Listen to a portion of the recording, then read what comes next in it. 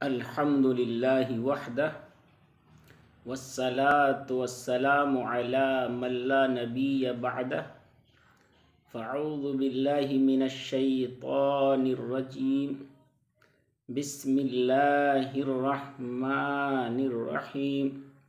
وترى كثيرا منهم يسارعون في الإثم والعدوان وأكلهم السحت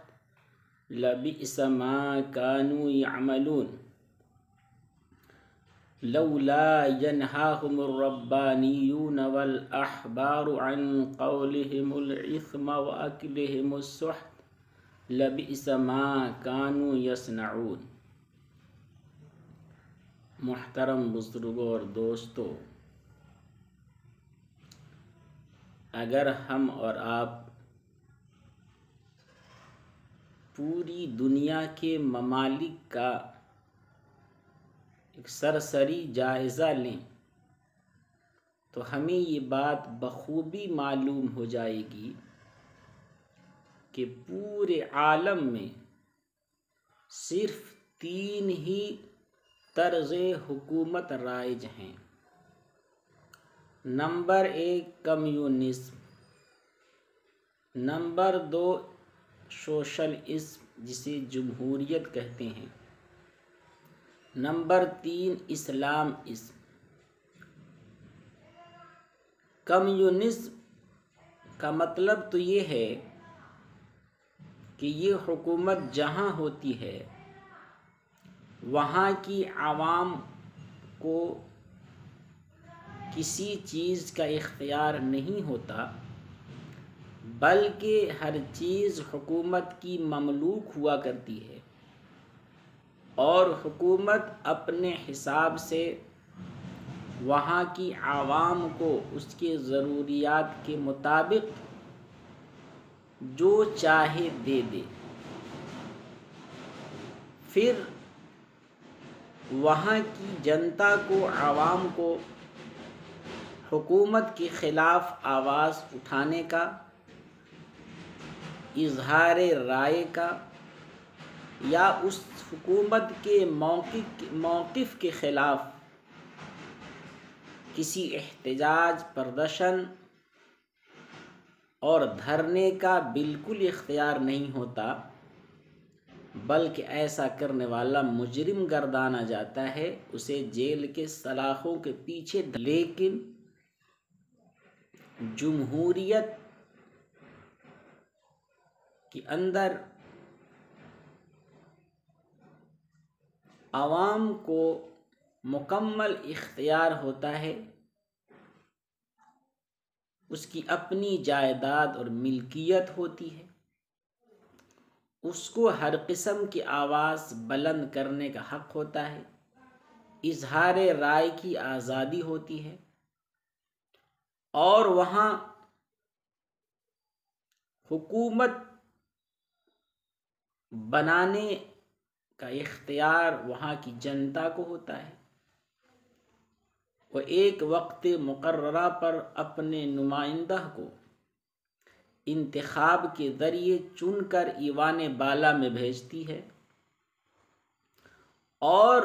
وہ ایک وقت متعین تک رہ کر عوام کی آواز کو بلند کرتی ہے۔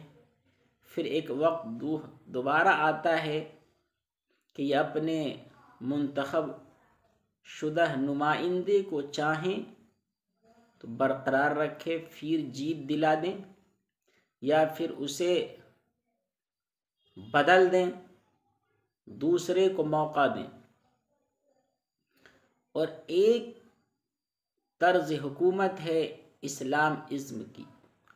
گرچہ دنیا کے اندر مکمل طور پہ یہ نظام ابھی نافذ نہیں ہے، لیکن جب بھی تھا تو یہ چونکہ امیر المومنین مجلس شورا کا نمائندہ اور منتخب شدہ ہوتا ہے، اور عوام اس امیر المومنین اور خلیفۃ المسلمین کے ہاتھ پر بیعت کرتی ہے، اور وہ بیعت امیر المومنین کے واسطے سے در حقیقت کتاب اللہ سنت رسول کی اطاعت، کہ ہم اللہ اور اس کے رسول کے احکامات کی پیروی کریں گے، بیعت در حقیقت اس پر ہوتی ہے، اور اس وقت تک عوام کو اپنے امیر کی اطاعت لازم ہوتی ہے جب تک کہ وہ امیر معصیت الہی کا حکم نہ دے، اور وہاں کی عوام کو پھر اپنے امیر المومنین کو روکنے ٹوکنے، اور اگر وہ شریعت کے دائرے سے ہٹتا ہے تو اسے تنبیہ کا پورا پورا حق ہوتا ہے۔ اور چونکہ وہاں کا نظام قانون الہی، دستور الہی ہوتا ہے، اس لیے وہاں ہر مظلوم کو، ہر معمولی سے معمولی آدمی کو مکمل جینے کا اور اپنی مظلومیت کی فریاد رسی کا پورا پورا حق ہوتا ہے، اور قاضی کو، امیر کو ظالم کے ہاتھ کو روکنے اور اس کو سزا دینے کا پورا وہاں قانون بنا ہوا ہوتا ہے۔ اس لیے یہ نظام مثالی ہوا کرتا ہے، گرچہ افسوس یہ ہے کہ ہم مسلمانوں نے اس نظام سے اپنے آپ کو چھڑایا، جس کی وجہ سے ہم بہت سارے مشکلات کے اندر پھنس گئے۔ بہرحال ان تینوں نظاموں میں اسلام اس کی اچھائی، خوبی کے لیے یہی کافی ہے کہ یہ بات کہہ دی جائے کہ یہ اس خالقی کائنات کا بنایا ہوا نظام ہے، جو خالق ہماری ضروریات، اگلے پچھلے، ہماری فطرت، ہمارے مزاج اور ہمارے شب و روز کا بنانے والی ذات ہے۔ اس لیے وہ سب کچھ جان کر، سمجھ کر، اور جو ہمارے لیے مناسب تھا وہی نظام دیا۔ لیکن جمہوریت جو ہے ایک گنا کمیونزم سے بہرحال بہتر ہے، اس معنی کر کے کہ یہاں اظہار رائے کی آزادی ہوتی ہے، اور ایک آدمی کو اتنا کم سے کم اختیار ہوتا ہے کہ اپنی رائے دے سکے، اپنا نمائندہ منتخب کر سکے۔ گرچہ جمہوریت کے اندر بھی اکثریت کا راج پاٹ ہوتا ہے اور قوت رائے کو اس میں دخل نہیں ہوتا، جبکہ نظام چلتا ہے قوت رائے سے، قوت دلیل سے، نہ کہ اکثریت سے۔ لیکن بہرحال کمیونزم کی بنسبت یہ نظام بہت اچھا ہے۔ اس مناسبت سے میں آپ کو گوشے گزار کرنا چاہتا ہوں کہ ہمارے ملک نیپال کے اندر جو پرتینیدھی سبھا اور پردیش سبھا کے لیے چناؤ ہونے والا ہے، اور ہمیں ایک موقع دیا گیا ہے کہ ہم اپنا نمائندہ بہتر سے بہتر منتخب کریں، جو قوم و ملت کے حق میں مفید ہو، امین ہو، صادق ہو، سچا ہو، اور ہم اس موقع کو ہاتھ سے نہ جانے دیں۔ دوسری بات یہ ہے کہ یہ ووٹ، یہ رائے جسے ہم دیں گے، اور جس ووٹ کے ذریعے ہم اپنا نمائندہ، اپنا امیدوار کو کامیاب بنائیں گے، یہ در حقیقت اس بات کی شہادت ہے شرعی اعتبار سے کہ ہم جسے ووٹ دے رہے ہیں وہ آدمی میرے نزدیک امین ہے اور سچا ہے، وفادار ہے، اس لیے اس شہادت کا استعمال، اس امانت کا استعمال غلط انداز پہ نہیں ہونا چاہیے کہ ہم رشوت، پیسوں یا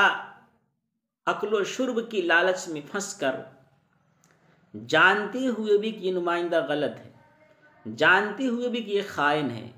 جانتے ہوئے بھی قوم ملت کے حق میں غدار ہے، وفادار نہیں ہے، پھر بھی اگر ووٹ دیتے ہیں تو ہم مجرم ہیں، اللہ کے یہاں ماخوذ ہیں، اللہ کے یہاں ہماری گرفت ہو سکتی ہے۔ اس لیے میں آپ کو تنبیہ کرنا چاہتا ہوں، قرآن کریم نے فرمایا وَتَرَى كَثِيرًا مِّنْهُمْ يُسَارِعُونَ فِي الْإِثْمِ وَالْعُدْوَانِ وَأَكْلِ، غلط انداز پہ نہیں ہونا چاہیے کہ ہم رشوت، پیسوں یا اکل و شرب کی لالچ میں پھنس کر جانتے ہوئے بھی کہ یہ نمائندہ غلط ہے، جانتے ہوئے بھی کہ یہ خائن ہے، جانتے ہوئے بھی قوم ملت کے حق میں غدار ہے، وفادار نہیں ہے، پھر بھی اگر ووٹ دیتے ہیں تو ہم مجرم ہیں، اللہ کے یہاں ماخوذ ہیں، اللہ کے یہاں ہماری گرفت ہو سکتی ہے۔ اس لیے میں آپ کو تنبیہ کرنا چاہتا ہوں، قرآن کریم نے فرمایا وَتَرَى كَثِيرًا مِّنْهُمْ يُسَارِعُونَ فِي الْإِثْمِ وَالْعُدْوَانِ وَأَكْلِهِمُ السُّحْتَ لَبِئْسَ مَا كَانُوا يَعْمَلُونَ۔ آگے فرمایا گیا لَوْلَا يَنْهَاهُمُ الرَّبَّانِيُّونَ وَالْأَحْبَارُ عَنْ قَوْلِهِمُ الْإِثْمَ وَأَكْلِهِمُ السُّحْتَ لَبِئْسَ مَا كَانُوا يَصْنَعُونَ۔ خلاصہ یہ ہے کہ آپ جب بھی کسی کو گناہ کے اندر پڑتے ہوئے دیکھیں، اکل حرام کو کھاتے ہوئے دیکھیں اور غلط جگہ پہ جاتے ہوئے دیکھیں تو علماء، اولیاء اللہ، ربانیون کی ذمہ داری بنتی ہے کہ ان کو اس طرز سے روکیں، ان کو اس عمل سے روکیں، اللہ کا خوف، آخرت کی یاد دلاویں۔ اس بنیاد پر میں بھی آپ حضرات کو اپنی ذمہ داری کا احساس کرتے ہوئے اور آپ کو اپنی ذمہ داری کا احساس دلاتے ہوئے آپ کی گوش گزار کرتا ہوں کہ آپ حضرات اپنے اس ووٹ کا صحیح استعمال کریں اور قرآن کریم کی اس آیت پر نظر رکھیں کہ ان اللہ یأمرکم ان تؤدوا الامانات الی اہلہا، کہ اللہ تم کو حکم دیتا ہے کہ امانتوں کو ان کے اہل تک پہنچا دو۔ یہ امانت جو ہم کو دی گئی ہے، یہ اختیار جو ہمیں دیا گیا ہے، اس کا صحیح استعمال کرنا ہماری ذمہ داری دینی اور اخلاقی دونوں بنتی ہے۔ اور شہادت یہ شرعی شہادت ہے، اور اگر آپ نے اس کا غلط استعمال کیا تو گویا کہ آپ نے جھوٹی گواہی دی، اور جھوٹی گواہی کا کیا نقصان ہے دنیا میں یا آخرت میں، ہم سب اس کو اچھی طرح جانتے ہیں۔ اس لیے میرے بھائی، العاقل تکفیہ الاشارہ والاحمق لا یکفیہ الف عبارہ کے تحت میں آپ سے نہایت ہی مؤدبانہ درخواست کرتا ہوں کہ آپ صحیح فیصلہ کریں، صحیح رائے دیں، صحیح ووٹ کا استعمال کریں۔ وآخر دعوانا